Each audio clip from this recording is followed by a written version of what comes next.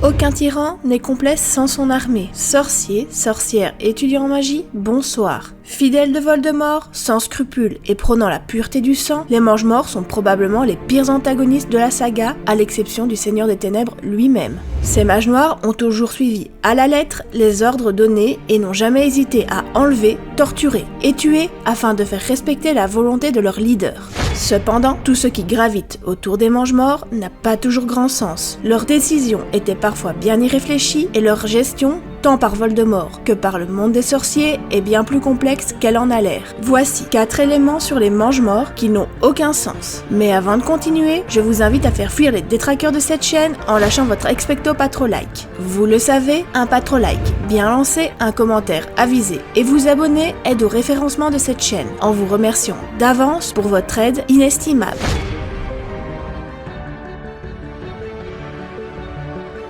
C'est un fait qui me laisse vraiment perplexe. Les Mangemorts sont de grands roublards manipulateurs, nous le savons. Mais comment est-il possible et même concevable qu'un nombre incalculable d'entre eux ait réussi à échapper à Azkaban après la première guerre des sorciers? Analysons tout ça. La disparition de Voldemort lors de la tentative d'assassinat de la famille Potter va être fatale pour nos chers Mangemorts. Ils seront complètement perdus et déboussolés. Le ministère de la magie profitera dès lors de ce grand moment de solitude des adeptes de Voldemort pour lancer une chasse à l'homme. Un Mangemort n'étant pas l'autre, chacun réagira à sa manière. Certains préféreront mourir lors d'un affrontement contre les aurores plutôt que de finir à Azkaban comme Wilkes et Evan Rosier. Ce dernier, avant de succomber, charcutera d'ailleurs Alastor Maugrey dans leur féroce affrontement. Ensuite, nous avons les Mangemorts qui, aussi puissants soient-ils, se feront attraper, juger et jeter à Azkaban, comme Travers, Mulciber, Bellatrix, Rodolphus et Rabastan Lestrange ou encore Antonin Dolohov. Et puis, ceux qui ont trouvé l'arnaque du siècle pour échapper à la prison, comme Avery et Lucius Malfoy. Si vous faisiez partie de cette troisième catégorie des Mangemorts, vous n'aviez que 2 possibilités pour être épargné. Soit vous donniez le nom de vos copains, soit vous plaidiez l'innocence en prétendant avoir été soumis au sortilège de l'Imperium. Il n'existait apparemment à l'époque aucune mesure pouvant prouver que vos actes n'avaient pas été commis contre votre gré. J'avoue que cette justice est assez bancale. Je peux encore concevoir que la dénonciation soit acceptée et qu'il y ait une réduction de la peine encourue. Mais il faudra vraiment m'expliquer comment le bluff fonctionne si bien, sans une perquisition et sans des recherches plus approfondies. Et pour tout vous dire, ce qui me choque terriblement, c'est que ces fameux Mangemorts ont non seulement échappé à la prison, et ont surtout été autorisés à réintégrer la société magique sans aucune conséquence. Et ce, parce que la justice pensait que ces Mangemorts, sans Voldemort, n'étaient plus une menace pour le monde magique. Comment dire? Non, c'est absolument faux.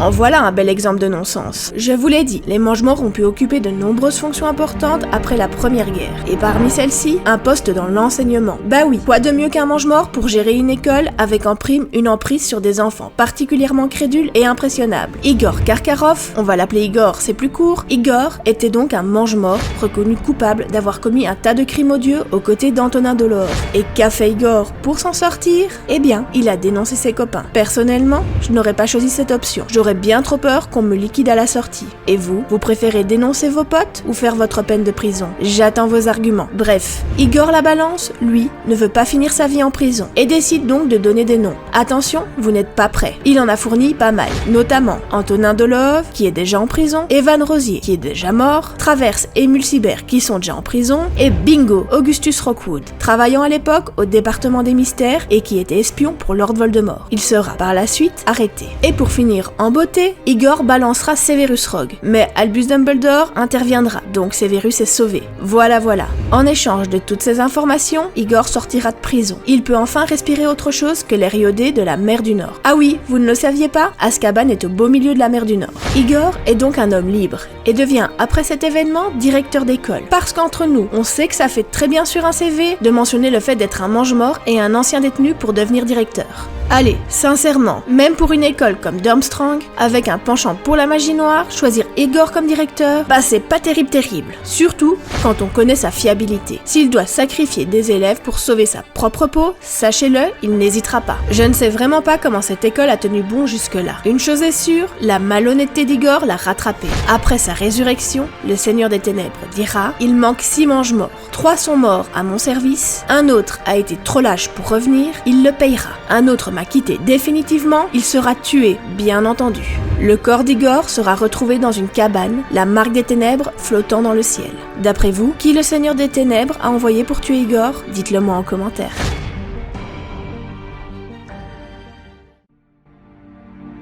Il est clair que le Seigneur des Ténèbres n'est pas pour le renforcement positif. Il punit ses mange-morts, ne respectant pas les règles, mais ne gratifie pas ceux qui lui sont le plus fidèles. On a connu mieux comme approche. Je vais rééquilibrer tout ça. Lors de la disparition de Voldemort, seuls, et j'insiste, seuls quelques mange-morts les plus fidèles l'ont cherché. Parmi ces mange-morts, nous retrouvons Barty Croughton Junior. Pardon, je devais le faire. Barty Croughton Junior, Bellatrix Lestrange, son époux Rodolphus Lestrange, ainsi que le frère de Rodolphus, Rabastan Lestrange. Ils finiront par être capturés et condamnés à perpétuité à Azkaban. L'histoire, vous la connaissez. Des années plus tard, ils s'évadent. D'abord Barty Croughton Junior et ensuite Bellatrix se verront confier des rôles cruciaux lors de la nouvelle ascension de Voldemort. Par contre, Rodolphus et Rabastan Lestrange, montrant pourtant la même loyauté, seront traités comme tous les autres mange-morts. Je peux même aller plus loin en disant que le Seigneur des Ténèbres favorisera Lucius Malfoy pour l'intervention du département des mystères.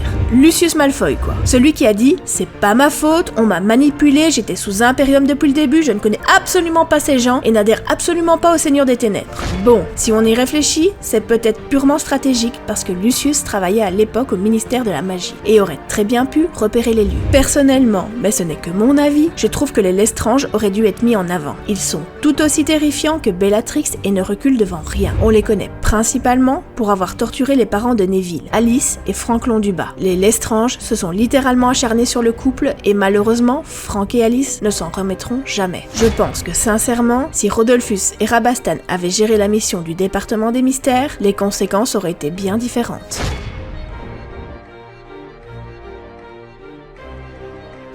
Alors, je ne sais même pas par où commencer, tellement rien n'est cohérent dans ce que je vais dire. L'obsession qu'ont les sorciers pour la pureté du sang est à mon avis d'origine culturelle, et ce, depuis des générations. Ce qu'on appelle plus communément une famille de sang pur fait référence au fait que la lignée est exclusivement une lignée de sorciers, ou autrement dit, le sang coulant dans les veines des héritiers est à 100% magique. Ce qui ramène, vous le comprendrez, à un certain prestige social. Il suffit d'observer la liste des 28 sacrés pour illustrer mes propos. Oui, j'ai bien dit sacrés. Les 28 sacrés ne sont ni plus ni moins qu'un recueil des familles de sang pur recensées dans le monde magique, afin de préserver la pureté des lignées. Pour que vous compreniez bien les enjeux, cette liste n'a ni été créée par Voldemort ni par un mage noir, mais juste par un sorcier. Cette quête du sang pur existe depuis des siècles. Il suffit d'observer les propos de Salazar Serpentard pour comprendre les enjeux qui en découlent. Je vous invite d'ailleurs grandement à voir ma vidéo sur Salazar Serpentard si le sujet vous intéresse. Vous l'aurez compris, Lord Voldemort a simplement profité de cet intérêt général pour allier à sa cause de nombreux sorciers. Afin de paraître quelque peu crédible, les mange-morts choisis, l'élite de l'élite, devaient être irréprochables avec un arbre généalogique composé uniquement de sorciers et de sorcières de sang pur. Et c'est à partir de ce moment-là que c'est parti en sucette. Déjà, comment être crédible quand on est soi-même un sang mêlé? Je vous rappelle que le père de Voldemort est un moldu. Et puis, on a dit que seuls les sorciers avec une pureté de sang irréprochable entraient dans le cercle intime de Voldemort. Les autres étant des partisans, mais sans marque de mange-mort, comme par exemple Greyback qui est un loup-garou. Alors, expliquez-moi pourquoi prendre comme mange-mort Severus Rogue, le prince de sang mêlé par excellence avec un père moldu. C'est totalement insensé. Et puis, de toute façon, on est d'accord qu'il est impossible qu'un arbre généalogique soit irréprochable. Tout simplement parce qu'il est impossible de gérer chaque geste et pensée des ancêtres jusqu'aux héritiers. Il suffit de regarder l'arbre des Blacks et la quantité de branches qui ont été élaguées. Il ne faut pas oublier que tous les sorciers ne prônent pas la pureté du sang. Et de fait, les familles de mange-morts ne peuvent répondre aux normes demandées par Lord Voldemort. Conclusion, ce qu'exige le Seigneur des Ténèbres auprès de ses mange-morts est irréalisable et n'a donc aucun sens. Je pourrais encore continuer longtemps à vous énumérer les aberrations que j'ai pu constater chez les mange-morts et les mages noirs, mais je pense qu'il est temps de s'arrêter là. Vous verrez, il suffit de creuser pour trouver un tas de choses dans le monde des sorciers qui n'a aucune cohérence. Je ferai probablement d'autres épisodes si le sujet vous intéresse. Si vous êtes intéressé autant que moi par les mange-morts et la magie noire, dites-le moi en commentaire. Je me ferai un plaisir plaisir de partager toutes mes connaissances sur le sujet avec vous. Et voilà qui conclut cette vidéo. J'espère qu'elle vous aura plu. Si c'est le cas, n'hésitez pas à la partager avec des sorciers de sang pur, de sang mêlé ou encore des moldus. Moi, je n'ai aucune préférence. N'oubliez pas, en partant, votre petit expecto patro like et un partage, histoire de faire de la sorcière que je suis une sorcière comblée. Je vous rappelle qu'un sorcier dans sa communauté est un sorcier heureux. C'est pour cela que je vous invite à faire partie de mon coven en vous abonnant et en me suivant sur les réseaux sociaux. Pour le moment, j'ai lancé un petit challenge sur Facebook. Alors, venez y jeter un coup d'œil. Sorcier, sorcière, étudiant en magie, au revoir.